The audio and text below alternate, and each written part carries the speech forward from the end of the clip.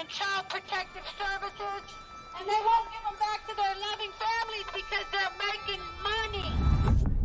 This is a legal system that you're going into. And if you don't know the rules, you will be chewed up and spit out.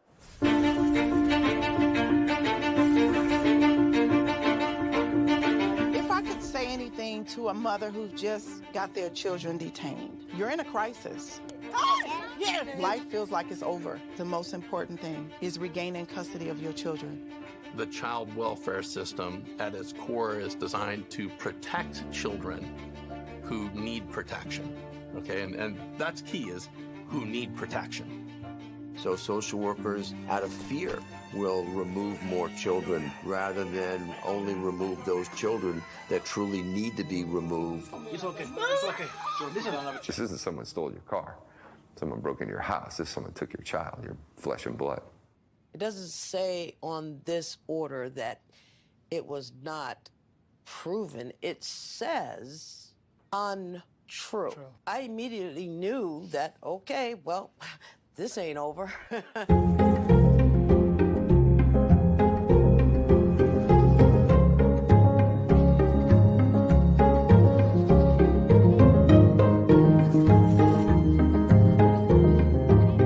Were there signs there? Were there no signs? Did I miss them? Did I catch them? At this point, I honestly don't know. Families only get a finite amount of time to reunify. I came into this field to help families, not destroy them.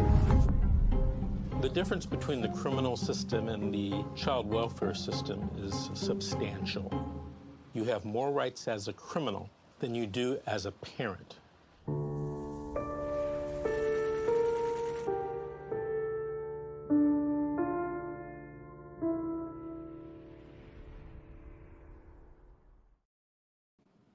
Hello, everyone, and welcome to CPS Current Events. I'm your host, Amanda Cisco, and I'm joined by my guest today, Angela. How are you today?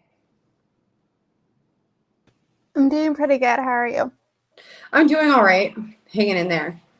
My daughter's 5th birthday was yesterday, and this is the 2nd birthday in a row that I've missed. It's been almost a year to date since I've had any contact with my kids, so it's kind of difficult, but I'm still here. I'm still fighting. So tell me about yourself, Angela. What do you do? Well, I'm in between jobs right now, but I'm training to be a special education teacher. Oh, that's really lovely. Yeah, well, for the motivation for it is because my oldest is autistic. So I was like, hey, I need to better understand her. So I'm just like, well, why not be a teacher? Why not go to school for it? And I'm learning so much. I'm pretty much a sophomore in school. It's online. It is kind of a little difficult to understand, but you know, they are my motivation to keep going. And Amen. Yeah, yes. That's really amazing that you're doing that. I actually had a similar experience a little while ago when I first started school. I started in early childhood development, which was amazing. But then I discovered law. Well, I had to drop out of school because, you know, the relationship that I was in was so abusive with my kid's dad. I just couldn't sustain my education. And and things just started snowballing with the CPS cases. And I discovered, you know, that there was a passion in law for me. And I'm pursuing that now. Having a little bit of a hard time this semester for sure. So tell me, Angela, how did CPS become a part of your life? Well, I was originally in a domestic violence relationship with my ex, and of course that plays a very big part. And it just kind of snowballed, and they gave the kids back last year, but then an incident happened, and I actually didn't make the best decision, and it cost me them again, and I'm betting to reunify. And then I got pregnant with my current partner, and they're trying to say a lot of stuff that's not true, and it's hard. I can relate. Was the not best decision going back to him, or? No, the best decision is that, as they put it, I didn't give proper medical care. So pretty much what happened is that she accidentally got burned in the bathtub. and her brother had turned on the hot water, and the hot water heater wasn't set to a good level. We discovered that, and it was in my house. It was Black Meadow, my dad's house, so we don't visit often. So when I was giving the kids a bath, he turned on the hot water and it burned her. And at the time, because I did have some, I guess, experience with burns, I was like, oh, I'm going to put cool water on it. And it didn't look as bad as it did until a few days later. And I was like, okay, so I need to go and take her. And then they charged me with medical negligence. Yeah. It sounds like a really unfortunate accident, which accidents do happen with parents all the time. I'm really sorry about that. So what happened? So what happened after that? Well, I guess because I have because two of my kids have the same father. So they went to go see their father, and he's the type of person to hold grudges because I left him and I have a restraining order against him. And he exasperated the entire situation, saying, oh, she's abusing them. Her story doesn't add up. Okay, well, you weren't there. If you were there, then, Right. I don't know how that would have worked. But what ended up happening is his mother had called him and he made a referral to that. I mean, he wasn't even at the visit. He's supposed to be having visits and he's not present at the visit, but his mother is. So I'm just like, the visits are for the parents, not for the grandparents. But okay, I'm a little confused here.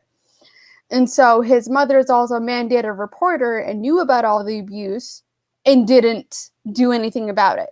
So wait. So what does his mom do that she's a mandated reporter? She works for the Children's Bureau. The Children's what? The Children's Bureau as Children's Bureau. Okay. She works specifically with DCSF as a child's therapist, specifically for children who are in DCSF cases. So that's why I'm just like, your child's an abuser. Your child does all this stuff to me and the kids, and yet you don't report it, but yet you want to go and report to him and then exasperate the entire situation that I myself am an abuser. That sounds like a huge conflict of interest, if you ask. It is, and the courts don't do anything about it. Of course they don't. And nor does my social worker. And I brought up multiple times my concerns about the abuse, and I've even brought up an incident that had occurred when my oldest was 3 months old. He did stuff to her, and I keep bringing it up, and she's not even looking into it. And yes, it has been years.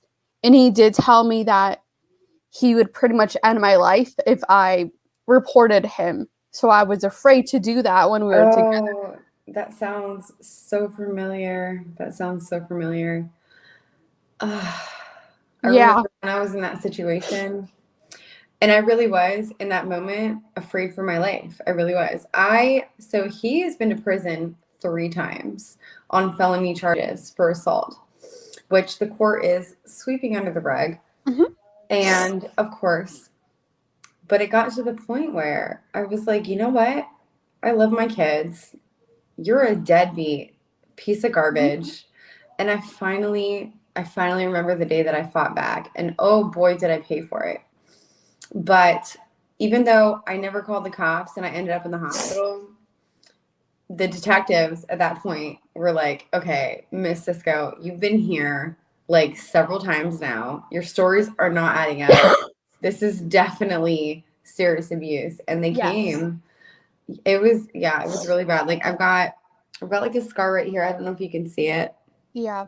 It's pretty. So I had 6 stitches in my eye. I woke up in a puddle of blood because I asked him for help with my newborn son. I was working a night shift, and my little middle had gotten sick, and I was like, hey, I need help feeding him. Like, help me with him. I'm exhausted. Yep. And instead of helping me, and he's MMA trained, he like elbowed me in my face.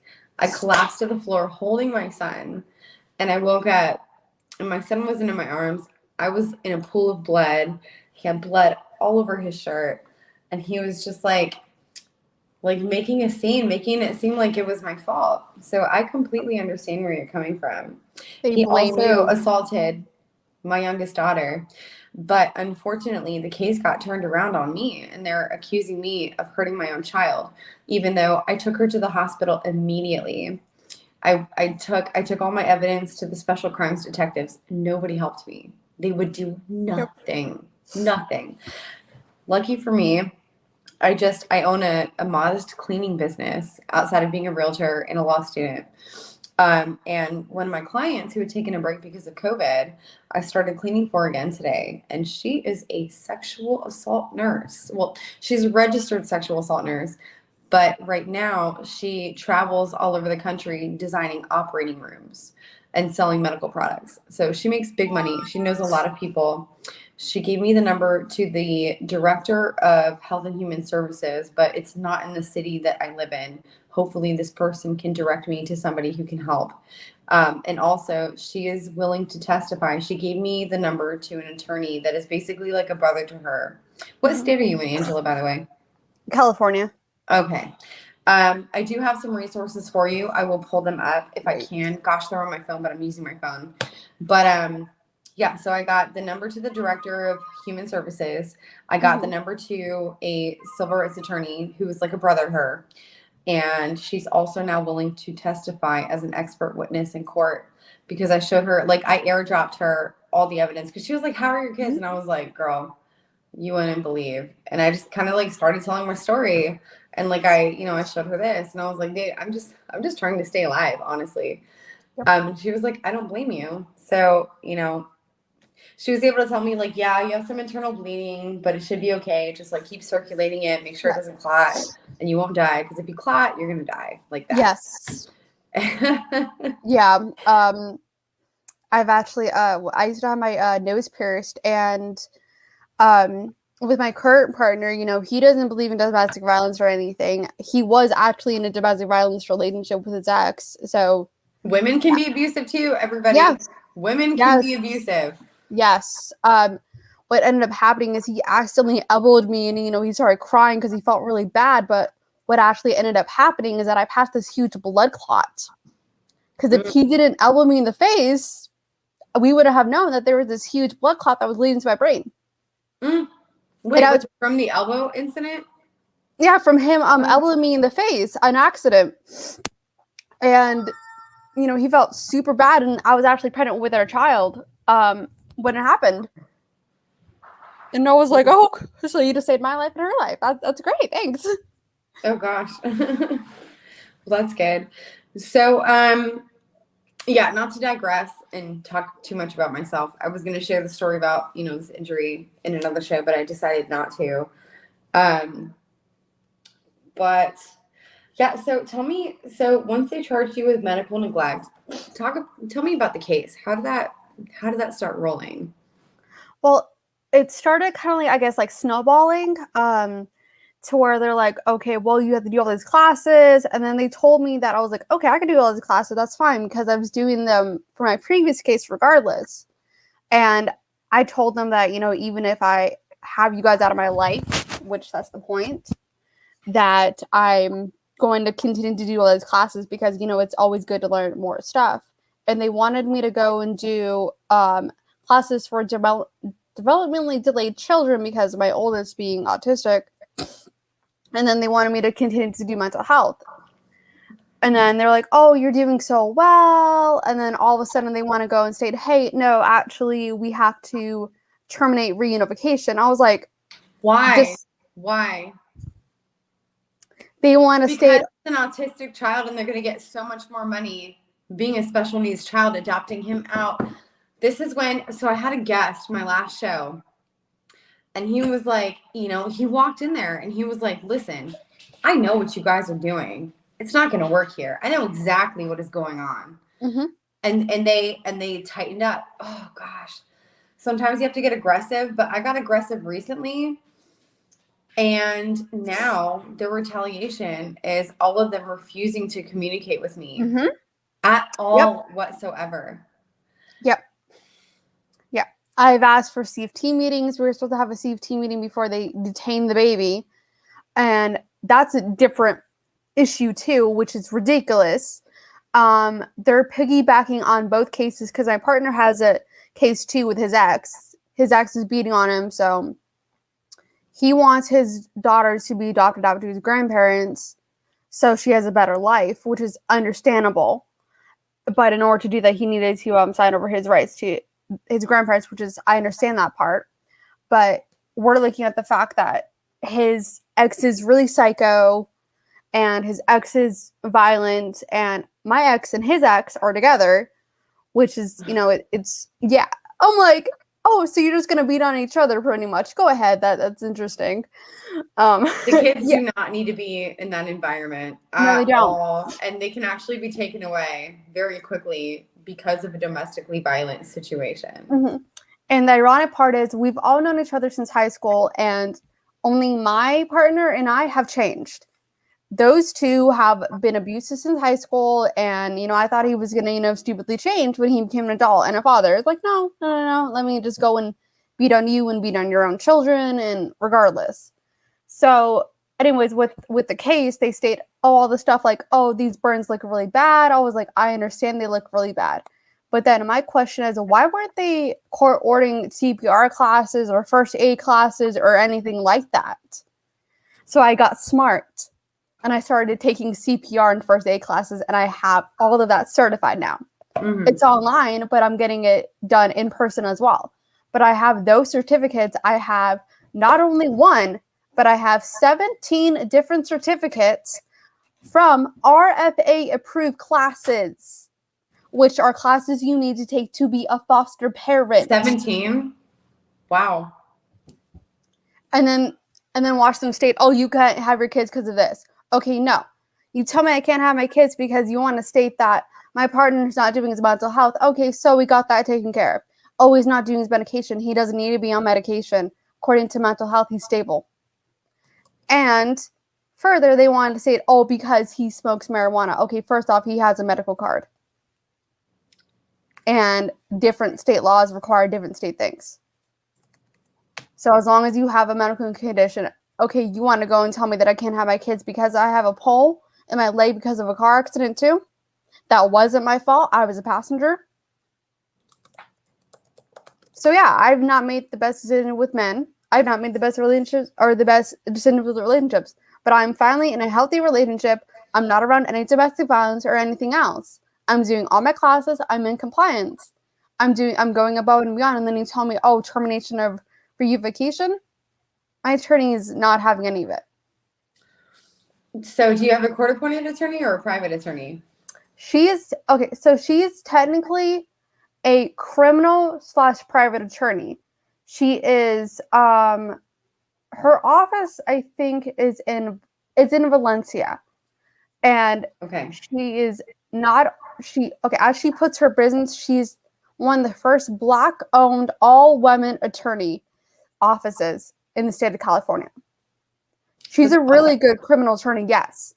And with our youngest, which is the baby, she was detained the day I was released from the hospital from a C-section because of how she was laying, and because of my accident, a large portion of my pelvis was damaged. So I could not physically push her out because it would either cause detriment to me and her, or just her, because I had put her needs before my own to make sure she survived. Of course.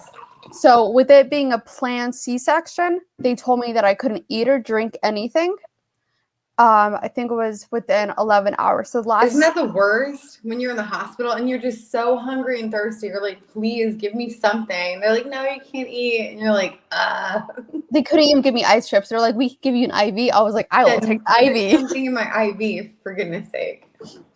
Can you put a cheeseburger in my IV, please? I know, right? I heard this, so I digress really quick. I heard this heartbreaking story when I was watching this documentary called Food Inc. And it's really good on Netflix if you ever come across it. But there was this child who caught E. coli, like one of the deadly E. coli viruses. He was 5 years old from bad meat from this one restaurant. And, you know, the mom fought and she fought and she fought, you know, went all the way to the Supreme Court to get like at least an apology or something from the company who knew that their meat was tainted, and they sold it anyway. And it cost her son his life. And she was telling, you know, the director, like when she was being recorded, she was like, it's one of the most heartbreaking things a parent can go through. Like, he was sitting there for days just begging for water, and he couldn't even have water. They had to give him a wet sponge. That's the most that they could do. And she said he was so thirsty that he was eating the sponge. He would literally bite the sponge and swallow it. That's how thirsty he was, up until the day he died. How horrible is that? And our government did not even care enough to hold that meat industry, that company, accountable. She couldn't even get a statement, an apology, nothing. Her son starved to death in the hospital before the virus took his life.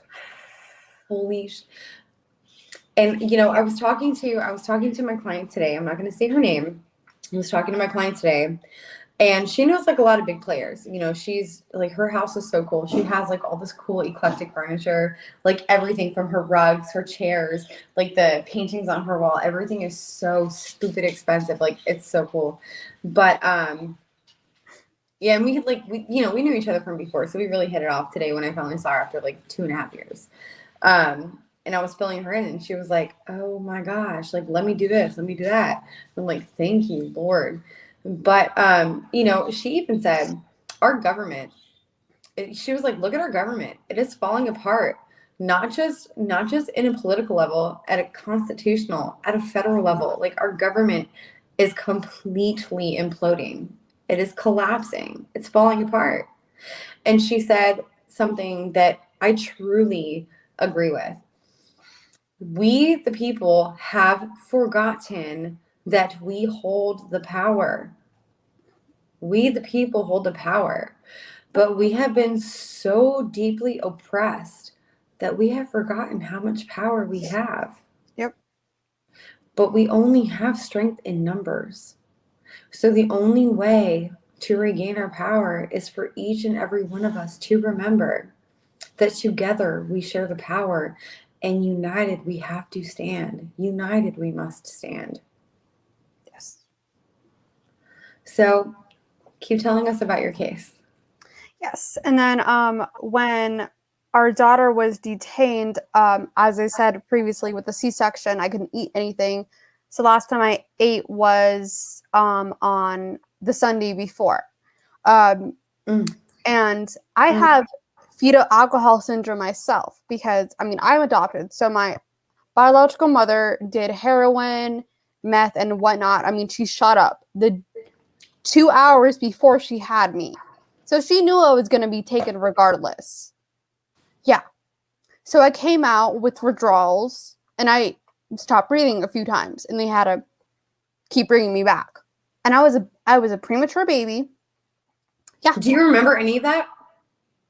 No, I mean, I was a baby, so. Oh my gosh. Yeah, just from when I was reading the reports. So my question is, why would I do any alcohol or drugs or anything?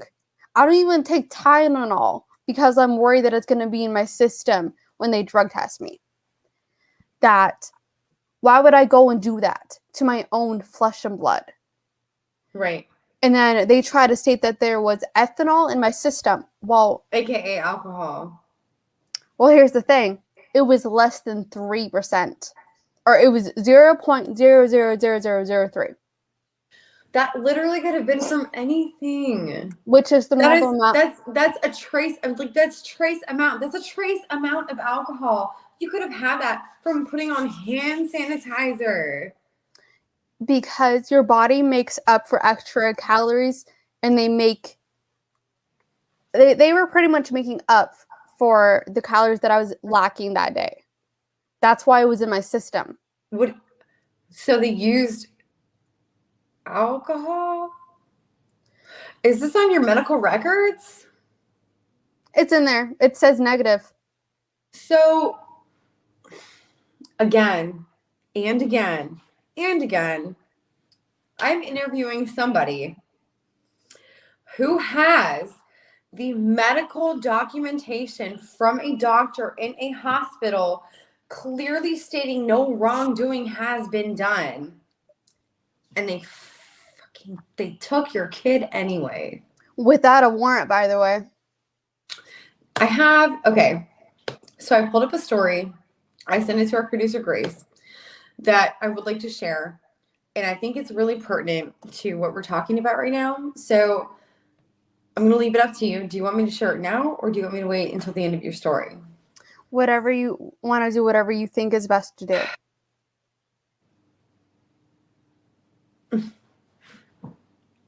Go ahead and keep telling us your story. So I've always had mental health problems, but that's because of life of trauma, like depression, PTSD. Right. I had my own problems when I was a young kid. Things happened to me, specific things happened that may or may not have reflected upon that. But I've been in therapy since 2019 to deal with those problems. Right. But directly, it was May 2019 before any of the case started. The case started in December of 2019. And then they try to state that I'm not doing my mental health. According to the other reports for our newborn, they stated that I was not doing my mental health. They're unsure if I had prenatal care or medication care. Okay. I literally had my medication with me in my bag. And I tried to give it to the social worker. She refused. Don't do that in the future. Don't do that. Don't do that. They're just going to use anything you give them against you. Yep. Obviously. Yeah. I got a psych eval. It states that I'm stable. It states that I need the medication, why I need the medication, how it's benefiting me, and everything else. And since being away from my domestic violence relationship and since being on the medication, it has been a whole lot better. And then they try to state that because my partner has quote unquote mental health issues, even though he's stable and he got an evaluation that literally states he's stable. We just need to go and get the paperwork, which will be sometime this week. But it's the fact that they're stating that he was not stable when he is, that he's a drug addict when he's not, and that comes from his ex. Because his ex is a drug addict, and so is my ex, and yet I'm the one being drug tested, and he's the one being drug tested too. My ex is a drug addict. I'm an ex drug addict. I was 17 when he introduced me to XYZ, and it was horrible. And when I became pregnant with my oldest, I got out of Dodge. I got into school, and things were great until he reeled me back in again with his speech of, oh, I'm different. I'm changed. I want to make this work. You know, and of course, like when you're in an abusive relationship, and this is what the courts really need to understand, which I know they do. They just choose to ignore. They need to understand that when you're being abused, there is a level of brainwashing that unless you've experienced it or you're a professional who understands how to recognize it, you have no idea like how deeply they have control over you. I remember there was a point in my life where I wanted nothing more than his approval. Anything I did, anything I said, anything I thought, it ran through this filter of, oh, well, what would he do? What would he want me to do? What is he going to think about this? Like everything went through a filter of, what would he think? Yes, people pleasing. Yes, and you know, but he had such a deep level of control, and he knew that. And it starts off subtle. You know, they start by grooming you. You know, they'll buy you some things, they'll take you places, they'll show you their best self, and then you fall for them. Things will be great for a little while. Oh, look at all my friends. Oh, let's go shopping. Oh, let me help you with this. And then slowly it starts with things like, you know, when you're alone, just low key comments that makes you think twice about yourself. You know, like that self-consciousness. Like he'll say things to make you wonder, oh, am I really this? Am I really that? Why am I not good? Am I really good enough? Yes. And then it graduates to comments in public in front of other people. So now you're under this pressure. Not only in privacy are you on your guard, wondering if you're good enough, then it graduates to, oh my gosh, I must act a certain way. I have to say these certain things. I have to dress a certain way. I have to be a certain person, you know, to be okay and good enough for him and all of his friends. You know, then it graduates to, in private, he's putting his hands on you. Then after that, it graduates to, oh, he's putting his hands on you in public in front of his friends. And he gives his friends a reason why it was okay for him to put his hands on you. And they believe it. So now you have this entire population of people, right? That's thinking this certain thing. They have this certain idea about you based on the picture that your abuser painted. And here you are, right? Over here. Here you are up against this whole world that you were introduced to, that you thought that you were a part of. Now you're like an alien to this world of people that you're trying to prove yourself to. And it's so unhealthy. You know, you feel helpless. And then in the meantime, what your abusers will do is they will isolate you from your family, from your friends. Your family and friends get so tired of telling you, get away from him. You have to leave him. But it's like being in an abusive relationship is like being addicted to a drug. You can't get away. You can't get away. They have completely mentally fucked you. They own your mind. Yes. You know, it's not that simple. You don't just get up and walk away. And if you do, expect retaliation. Expect there to be consequences. You know, you have to lose everything. Most of the time, when a person leaves an abusive relationship, they lose everything. And when I say everything, I mean everything. You have to start from square one. You have no car. You have no house. You have no belongings, probably no clothes. Like, that's how it is. You have what you can fit into a bag and get away in the middle of the night, and that's it. Yep. That's had it happen to me a couple of times now. Yep. Because I know of the exactly. abuser. Yeah. And he stole my children. He stole my kids. So I completely understand what you're going through. The reason I'm, you know, giving so much information in my side of the story so that our viewers can understand, especially people who haven't been in an abusive relationship, they need to understand how serious it really is. You know, it's not just a matter of willpower or choice. Yeah, it's the whole concept. I used to think, oh, I can leave whenever I want. Oh, I'm going to leave this day. Oh, I plan to leave this day. Yep. And yeah, I did allow him to do a lot of things to me and to the children that literally almost cost them their lives. And in regards to the previous story you were sharing about the E. coli, yeah, I know how it is to lose a child. Like, I've literally lost a child myself. I've lost actually several. And one of them was because of him. And I feel bad every day. And I kept trying to tell DCSF about that. And they won't listen. It's like, okay, cool. They're like, well, do you have proof? And I show them proof. And then it's like, oh, let's just turn a blind eye. I'm like, okay, cool. So I kept telling my social worker, I was like, hey, how would you feel if your kids were taken? Let's take away your kids. Let's go and investigate you. And as soon as I told her that I'm going to start recording her and start investigating her, she started shutting up and not answering my calls. And every single time I tried asking for a CFT meeting for the benefit of my child, she kept telling me, oh, well, we're going to have it this day. Let's schedule this day. And I told her these are the specific people that I want in it. She shut up about it. And I was like, and I have all the proof. Like, I have literally just had to go and make a referral to the hotline because our middle child is the same one that got burned too. The foster home she's placed in, I've seen bruises on her, and they're hand grasp marks. They're like this big, or yeah, they're like that big. and they looked like abuse. My monitor looked at it. She called her supervisor, and supervisor told her, call the hotline immediately. Do not let that child leave until we investigate it. We did. And I had caught COVID in that October, and I did not see her for a while. I don't know if her dad had seen her, but according to the reports, he's not even having consistent visits. He sees them like once or twice a month. I see them every single week like clockwork. They know me more. They love me more because they know me, because I'm present and I'm not a danger. He is.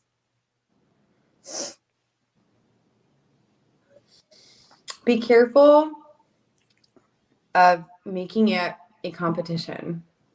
Yeah. And I'm telling you this from experience. I'm not criticizing you, but just from my own experiences, try to be careful of that, especially when you're around your kids. Try never, ever to compare yourself to the other parent. You know, let them figure that out on their own. Yes. It's really important. They need to figure that out on their own, because if you try to make them believe a certain thing, they could end up resenting you in the future for not giving them the opportunity to find out for themselves. Yes. And I know it's very scary. It is very scary. I know this. It is a huge leap of faith. It is not easy, but you have to let your kids figure that out on their own, that the other parent will show their true colors. And they will. They will. You focus on being the best mother to your kids that you can be. And from what I've heard, you're an amazing mom. You're taking the strides to get the education, to gain the knowledge that you need to care for your special needs child. That is so commemorable. That is so amazing that you're doing that. So many parents just don't care, but you do. You do. So I believe, and take my advice with a grain of salt, I believe the best thing you can do is just shut him out. Yep. And focus on being you as a mom to your kids. And they will appreciate that. You know, children are like sponges. We all know this. They're like sponges. They soak up everything. And they will see if he is abusive, if he is not a good parent to those kids, even if social services decides to ignore that, as they usually do, the kids will figure that out on their own. Yes. And they will see that you have always been there, and they will appreciate you for not saying anything about it. Yep. I mean, when I have my visits with all my kids, because like we have 4, so yeah, that's a lot. I have 3 myself, and I'm one of 10. So one of 20ish from what I discovered. I don't know. Wait. So my parents were like always married in the same house. Like I was raised with like 9 other siblings. What about you? 20? Well, because I'm adopted, so I have 2 technically adopted. I mean, because I was adopted by my mom, who is actually the mother of my biological father. So technically, my biological father became my adopted brother. My biological uncle became my adopted brother too. Yeah. You lost me. Okay. Yeah. So yeah, but my biological father had 2 other kids with another woman, and then my biological mother had the rest. So there's 3 of us that have the same parents, and then there's 3, 4, 5, and then just the rest are from my mom's side. And I'm just like, do I still have siblings? I'm still discovering how many I have. I was like, I have another sibling? Okay, cool. This is interesting. It sounds really interesting. Okay, yeah. So I want to save about 5 minutes or so to read this article at the end of the show. We've got about 20 minutes left. So let's get, and I'm sorry, I am sidetracking you like every turn. Okay, so tell me about the case where we left off. Yes. So they keep stating that I have to go and do drug testing, etc., because of what was in my system. Okay, every single test has come back. Every single test has come back negative, like I knew it would. And yet they're still trying to get me to do rehab and alcohol classes with aftercare. And my attorney's like, there's no point in doing that. She's negative. And they're like, oh, she has to do another parenting class. Okay, cool. I'm already in another parenting class. Boom, I already take the initiative.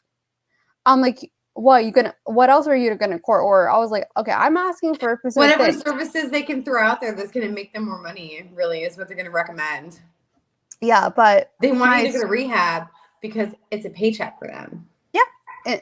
My attorney is literally just gonna throw the majority of things out. I was like, okay, so baby's coming home because we have court on Thursday. I was like, okay, so is baby coming home then? Because there's no reason to keep the baby. Right.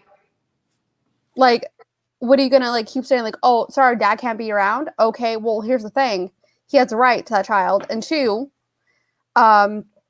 you state that no reunification for him, yet it states the DI's recommendation is reunification for both of us. Yeah, so tell me about that. You said that they terminated reunification. Why?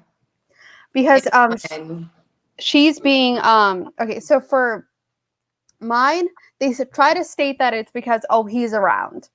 Okay, well, we're showing proof that he's stable and all that, and yet you tell me, oh, he can't be around. Okay, but you're not giving a clear reason why. Just like you weren't giving a clear reason why she was detained. They kept stating, oh, it's because of these, and then I find out that it's failure to protect. How can that be failure to protect when I'm literally still in the hospital?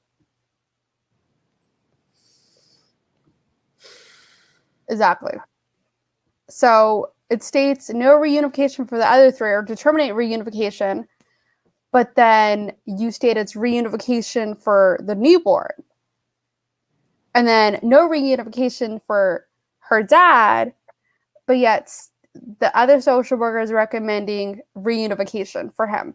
So that part doesn't make sense at all. So they're just contradicting everything. And what they further contradicted the other report by stating, oh, the mother's not in compliance, the mother's not doing her mental health, she didn't have any prenatal care, when I literally show them, you know, those cards you get for like the daughter's office? I literally have those, and I have the dates on all of them. Yes. You saved your evidence. Yes. I have the same thing. Yes. Make a spreadsheet. Make an Excel spreadsheet of every event, everything you can prove, whether it's by text message, doctor's cards, fucking like legal notes, anything. It doesn't matter. Make an Excel spreadsheet by date of everything chronologically that has transpired on this case. I'm telling you. Do it. And I got my records from when I had my first kid. Because they try to state all of them have fetal alcohol syndrome. Okay, well, here's the thing. Those little tests that they do, they're not just testing their blood for random things. They're testing the blood for alcohol and drugs. I know how it works. And they don't tell you about it either. They do it in secret, which is another violation of your rights. Of HIPAA, yeah. They can't do that. Yes. But here's the thing. If any of them have fetal alcohol syndrome, they would have been taken at birth. Yes, they would have. And then all of a sudden, there are so many incentives for social workers to take a child in the hospital. That's what they shoot for. Guys, I hate to say this to all of our viewers, but when you deliver a child in the hospital, you are instantly subjecting yourself to a CPS farming ground. That is exactly what it is.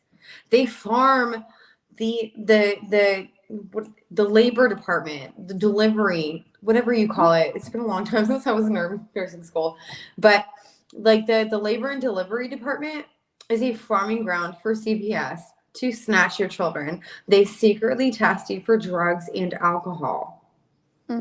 They do. They absolutely do. And what's even worse is that if you have a case and you know that your kid is going to be taken by a CPS worker when you deliver, because they're just waiting on it. They're just waiting on it, counting down the clock, right? So say you go to a different state and deliver. They put your name into a national database. I think it's called, it's not OSHA. It's called OASIS, OASIS. You know about it. Yep. So they put your name into OASIS, and you will automatically be red flagged, and your kid will instantly be taken because you went to another state to be safe from having your kid taken. Say that you deliver at home with a midwife, they're going to charge you with medical neglect and take your kid, even though, I'm sorry, for how many thousands of years have we been squatting in fields pushing out babies with no doctor? Exactly. I'm sorry. Anyway, it's my 2 cents. So where is your case right now, Angela? The county, or in regards to where it's at? Say it all. Well, it's in Los Angeles County. Oh, not where, but at what point is your case right now? They state no reunification or to terminate reunification, but then, obviously we're going to fight that. We're going to appeal it. We're going to contest it. Are you going to file a 388 petition? Yes. Oh, I'm filing that. It's already in the process. Great. I'm not backing down. These are my flesh and blood. Have you considered at least a consultation with Attorney Vincent Davis? Yes. Okay. Do you have Georgette Truan's information? She's his legal assistant, and she also has 3 of her own shows. I think that's Miss D. There are many packages that Vincent does. Just do the consultation with him if you want, which I highly recommend. He can speak to your attorney also and say, and just, he can advise your attorney, because this is his life's purpose. This is what he does, So he can help guide your attorney on exactly what he needs to do to win your case. Okay. You're in a crisis. You have to get your kids back. Yep. All 4 of them, no matter what. Yeah, I will get Miss D's information from you, and I will go from there. Okay. Anything and everything that will help. Fantastic. I'll have Grace, I know you're listening. So Grace, send Georgette's information to Miss Angela so that she can get in touch with Mr. Davis. I highly, highly recommend a consultation. So just, I will ask him to look at the video so he has a background of the case, so you don't have to take up that time in the consultation. And yeah, just talk to him, give him all your evidence. Just remember, when you speak with him, stick to the facts. The facts, facts. Facts win a case. Yes, they do. Cases rely on facts. A lot of people waste their time focusing on, oh, she did this and he or she said that, and oh, I feel this and I feel that. That's irrelevant. It's not relevant to the pertinent issues at hand. You have to stick to the facts. So, is there anything else that you would like to share about your case? That CBS sucks. Yeah. I concur. Yes, I think everyone concur that, and that they obviously do need to investigate a lot more than just not just sweeping everything under the rug. Like, as what I was saying about what was happening with my daughter that got burned with the bruises, they closed it. Like, they looked at it for maybe a few minutes and then closed it out. And then when I brought up the fact that the foster mom admitted to my child hitting her head on the floor, and it's hardwood floor, and I asked her, did you take her to the ER for hitting her head? And she said, didn't have any knowledge of this happening. No. Oh. She told me no. She admitted, I have black and white proof. I have the text message proving she did not take her to the doctor, or she did not take her to the ER or anything. And said, oh, well, the doctor thinks she's autistic. Okay, yeah, it doesn't matter if she's autistic. She still hit her head. She still should have been seen by a doctor, and I requested, and I brought it up to the hotline, and they closed it out. And then because my ex did something to my oldest, and they're not even investigating that at all. How old was your oldest at the time that this happened? I'm sorry, this is triggering for me. I just started on my new medication, but I'm still it's just really hard for me to hear. 3 months old. Jesus Christ, 3 months old. Yeah, you probably know what I'm talking about. My daughter was 18 months old, for fuck's sake. Okay, so Janelle White says, it's true. I was given drugs by the hospital then tested. They tried to take my daughter. Janelle, did they succeed? Let us know in the comments. Yes, because that would be medical negligence on the hospital's part. Okay, so it's really hard for me not to be triggered. I'm telling you, like, Angela, every case that I hear, it just gets to me more and more because I can't. I'm going to be honest. I am so effing tired of hearing all of these cases. And after you hear enough cases, they all start to sound the same. They all have the same themes, you know? I am so sick of hearing cases, case after case after case, and nothing is being done. Nothing is changing. Nothing is being done about it. People are fighting so hard to change legislation, and these politicians just brush it off like it doesn't exist. Oh, let's talk about taxes and said, I don't give a shit. Tax 50% of my fucking income. I don't care. Stop stealing our kids for money. Exactly. They're not paychecks. They're flesh and blood. They are children. They are human souls. They are human souls. And these people are so corrupt. You're going to over-police colored neighborhoods, right? Mm-hmm. I got into a fight with a cop last night. I'm not going to go into that. I called him a fucking sellout before I skateboarded away. I was having a moment. But anyway, save that story for another time. But it blows my mind. It blows my mind. And like Vincent Davis always says, absolute power corrupts. Absolutely. You have these social workers that are making up, fabricating evidence, making up lies. Not only that, not only is it completely fucking false, everything that they're saying, furthermore, the courts themselves are ignoring the fact that he who asserts a claim or demands redress must bear the burden of proof with admissible evidence. Furthermore, you have objections, like we covered on a different show. Counsel, guardian ad litems, city attorneys, your opposing attorneys, they cannot testify. They cannot testify to facts, not in evidence, and they also can't testify to things that they do not have firsthand knowledge of. Period. Furthermore, if you do have evidence, it must be admissible according to the laws of civil procedure and evidence. Yep. There are two separate laws. Excuse me. You have the federal rules of civil procedure, you have the federal rules of evidence, and you also have your jurisdiction, your state's Supreme Court laws for civil procedure and evidence. Two separate things. They must follow those rules.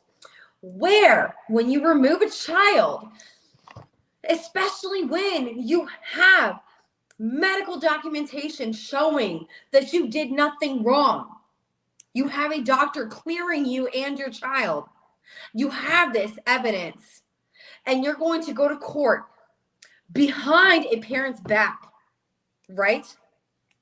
Without their knowledge, which is already a violation of their due process of law, and submit what? Your fucking hearsay? And you as a judge is going to sign off on an order that you had no admissible evidence to back in the first place. And I'm sorry, I know, I can see my face getting red. Okay. That is my point exactly. Yep. And these politicians, God bless Saint Nancy Schaefer. I'm going to call her Saint Nancy Schaefer because she's a saint. Okay. She was murdered and her husband framed as a murder-suicide. She was about to blow CPS out of the water and they killed her. Look up Nancy Schaefer, Schaffer, on YouTube. Look at her report. It's downloadable. Download that report. Bring it to court. This is real information. These are facts. She was a 2-time Georgia State Senator. Okay, Angela, I would like to read an article before we end our show. Is there anything else that you would like to add? I'm so sorry. Well, Your okay. case has me worked up. I'm so sorry. No, don't apologize. We really need to do something. Something has to be done, and we're all fighting, but we need to stand together. Oh. Okay. Sorry. My thing just minimized randomly. Okay, that was weird. Well, all right. So, to our story. This is by, ironically, the American Bar Association. Okay. And the title is, and I sent the link to our producer. We're going to post it on the page so that you guys can read it on your own. So the title is Social Services and Constitutional Rights, a Balancing Act by Benjamin R. Picker and Jonathan C. Dunsmore. So it goes as follows. Here, let me sip my coffee. Imagine the following scenario. You get a call from your spouse to come home immediately because a county social service worker and police officer are standing outside of your home, demanding to come inside and speak to your 3-year-old son. You arrive home a short time later and are told that social services received an anonymous report 3 days earlier stating that your son is being abused, and they suspect the abuse is by one of his parents. Social services has since discovered who made the anonymous report, but refuses to tell you who the person is because such information is confidential. You deny that any abuse has occurred. Okay. The social worker demands entry into the home to interview and take photos of your son. The social worker also states that your son must reside outside of your home with family or friends while the investigation continues. I've been through this personally, guys. This is real. You initially refuse to permit the social worker into your home, and you protest the removal of your son from your home.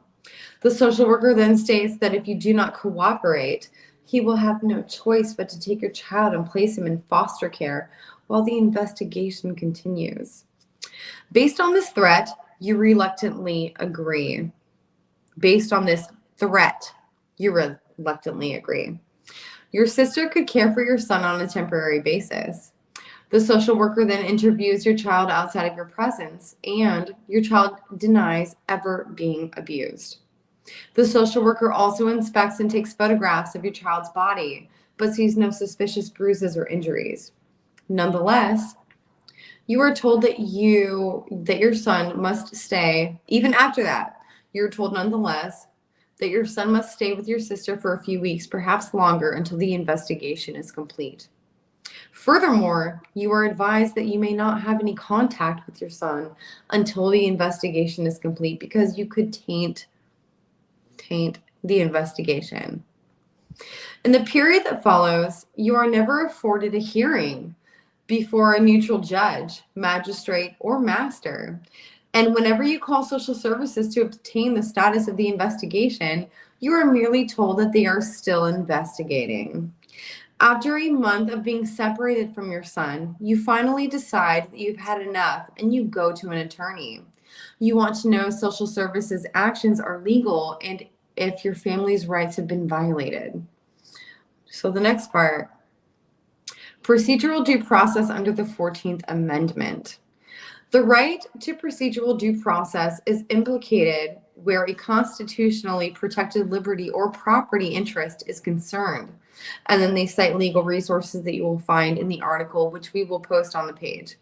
The crux of procedural due process is the right to notice, like the right of you to be noticed.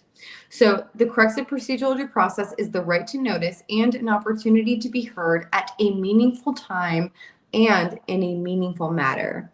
And then they give you another legal resource to cite, which are very important for your cases, guys. The U.S. Supreme Court has repeatedly held that parents have a fundamental right. And when I say fundamental right, I want to pause. Okay, so we have unalienable rights and we have fundamental rights. When it comes to the Constitution, a fundamental right is very, very specific. So I will pull that up right now because I don't want to butcher it. So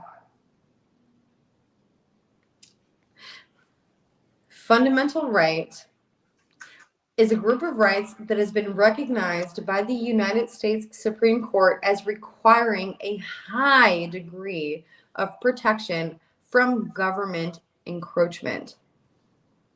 Encroachment means the government is impeding on your rights, they're getting into your life. They're like too involved, more involved than they should be. So fundamental rights are a group of rights that have been recognized by the Supreme Court as requiring a high degree of protection from government encroachment.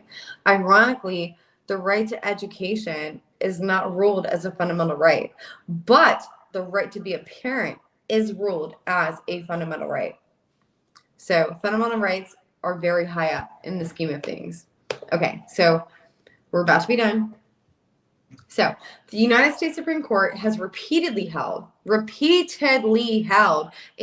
the Supreme Court is the highest arbiter of the law.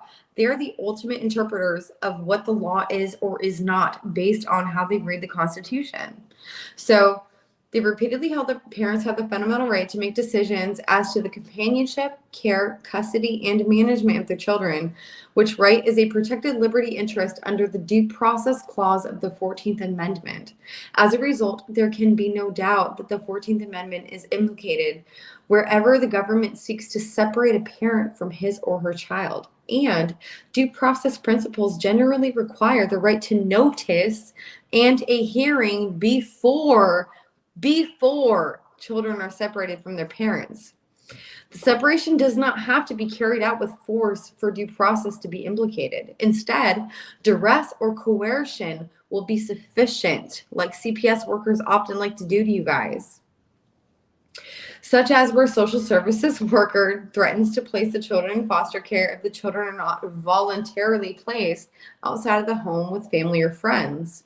However, where there is a reasonable suspicion to believe that a child is in imminent danger of serious harm, a pre-deprivation hearing is not required. And that is what they often lie to assume that there is. Okay. In such a case, several courts have determined that post-deprivation hearings must be afforded within 72 hours, even if such a hearing has not been requested by the family. Some courts have permitted slightly longer or required slightly shorter periods depending on the circumstances. Let me see. Okay. So rather outrageous, but finding no damages. Okay, so now it talks about cases. Some courts have permitted slightly longer, required slightly shorter periods depending on the circumstances, concluding that 72-hour delay was rather outrageous, but finding no damages, concluding that 65-hour delay was constitutionally permissible, but was near, if not at, the outer limit of permissible delay. Approving a 12-day delay, but nothing that hearing would have occurred earlier if parents did not request additional time to prepare. In any event where a child is seized based on the existence of imminent danger, due process is not negated, but merely delayed. And the maximum permissible delay in providing a post-deprivation hearing should ordinarily be measured in hours and days as opposed to weeks. And of course, this judicial opinion was unpublished, which means it doesn't have as much weight as a published opinion. In the scenario above, there has likely been a violation of parents' procedural due process rights. The child was coercively removed without a pre-deprivation hearing, despite the fact that there was no evidence that the child was in any imminent danger. Even if the child could have been in imminent danger, which is doubtful given the 3-day delay between the anonymous report and the removal of the child was separated from the child's parents for a month without the family being afforded a state-initiated post-deprivation hearing. Such facts could provide ample grounds for bringing a civil rights action under, which is my favorite lawsuit, 42 U.S.C. Section 1983, which is civil rights litigation.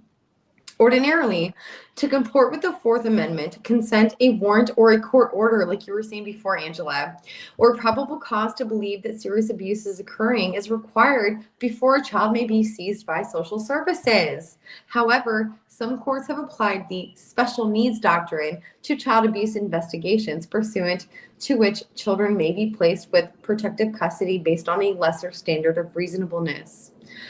In any event, an exception to the probable cause requirement exists where there are exigent circumstances, which refers to situations where real, imminent, and serious consequences could certainly occur where a police officer or social worker to postpone action to get a warrant. Some courts have treated the concept of imminent danger under the Fourth Amendment as identically to the concept of exigent circumstances under the Fourth Amendment, but they're two different clauses, often treated the same. In our scenario above, a court might find that the seizure of the child violated the Fourth Amendment because the social worker did not have a court order or warrant, and there may not have been any exigent circumstances, especially given the 3-day delay between receiving the complaint and acting upon it. So we're almost done. The First Amendment right to familial association. The First Amendment also provides a possible cause of action. A cause of action, guys, is the right to sue. Okay, Janelle White, email me at amanda@vincentwdavis.com. The First Amendment also provides a possible cause of action, aka right to sue.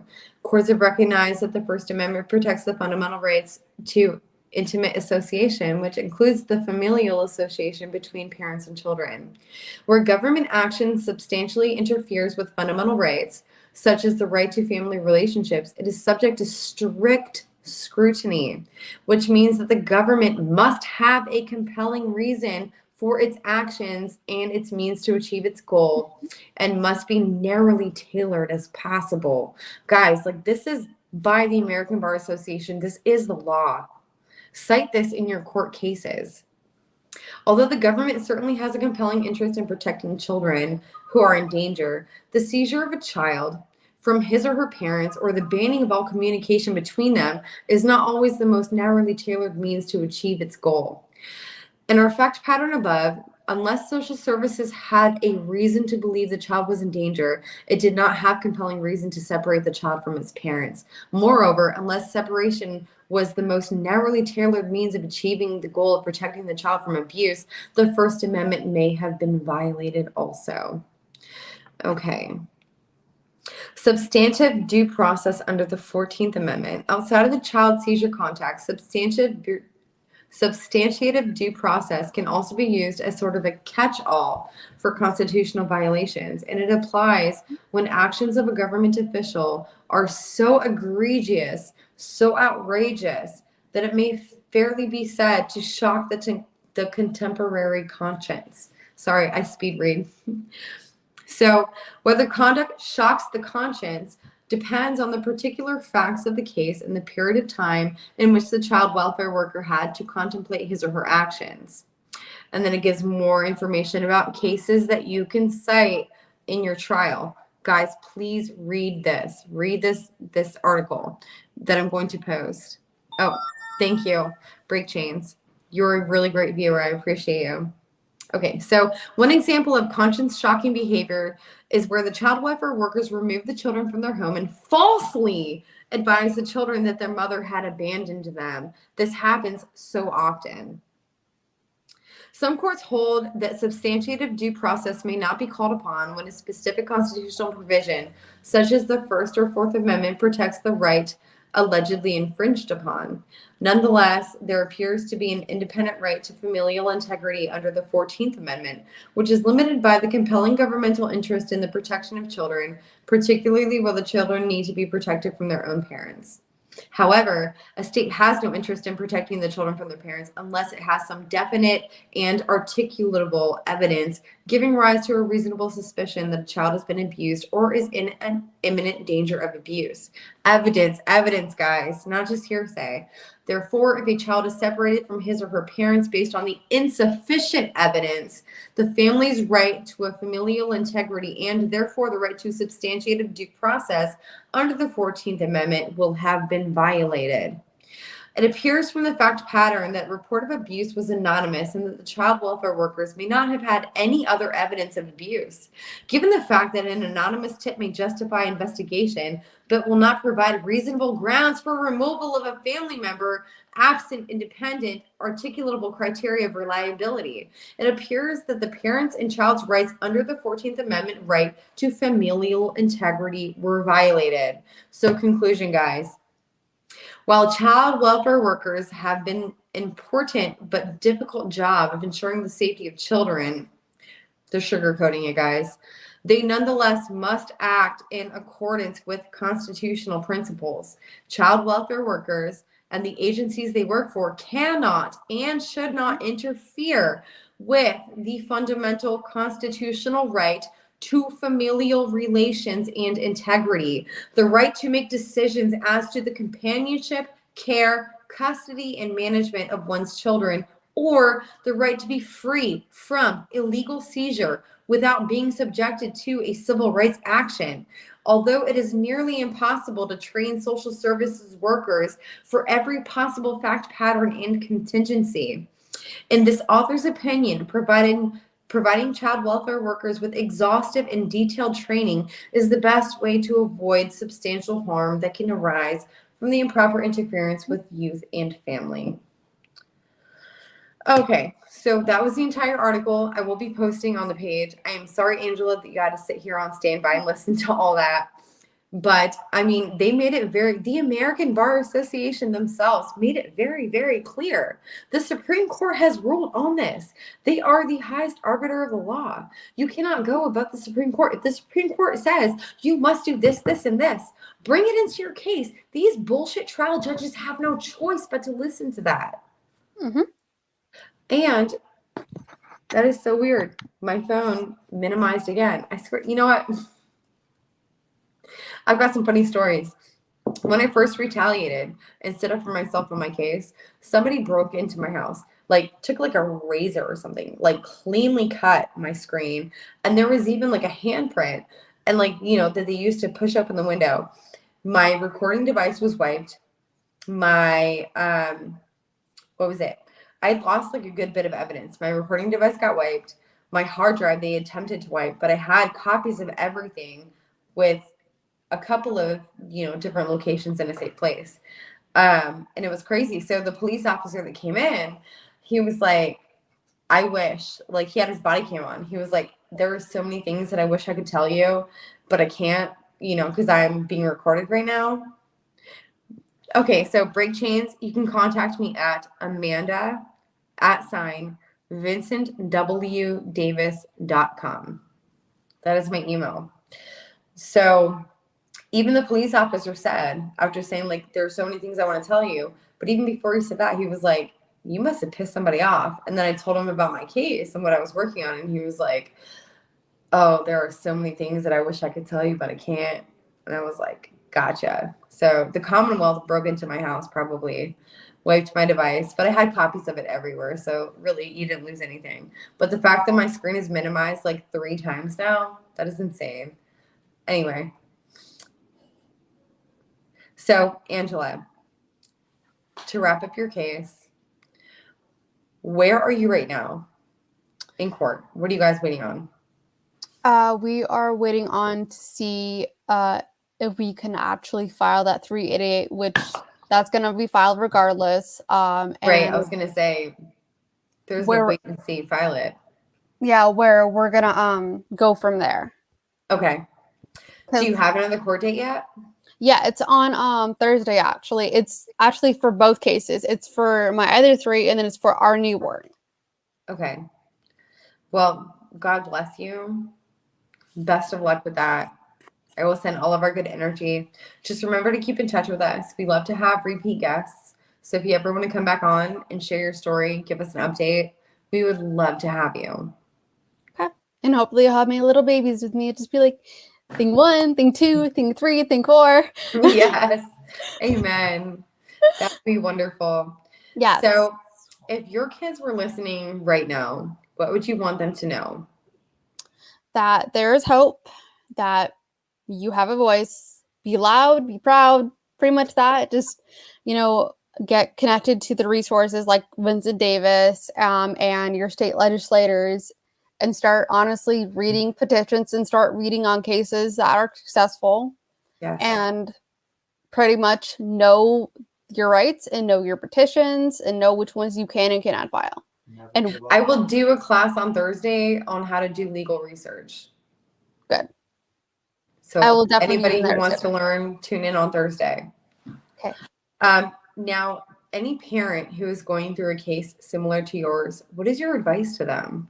What would you tell them now that you didn't know before? That honestly, if you state or they state that you need to do all these classes, yeah, fight to get that stuff thrown out. But also, like, if you need to do a parent class, just go ahead and start doing it. Because if you start taking the initiative, even if you don't need that parent class, even if they throw it out, be like, hey, I'm taking it just in case. I'm doing this just in case. It does help. Awesome. Well, great. Well, Angela, remember, so our producer who was messaging you earlier, save her number. She will get you in touch with Miss G. And I would absolutely recommend a consultation with attorney Vincent Davis. Talk about the different packages that he offers and how he can help your case. Okay, I will definitely do that. Thank you. Well, thank you, Angela, for joining us today. And thank you, everybody, for tuning into CPS Current Events. I will be live again on Thursday at 7 p.m. Pacific Standard Time. That is 10 p.m. Eastern Time for Fight CPS, the Civil Rights Struggle. And thank you all again for joining. Have a great day.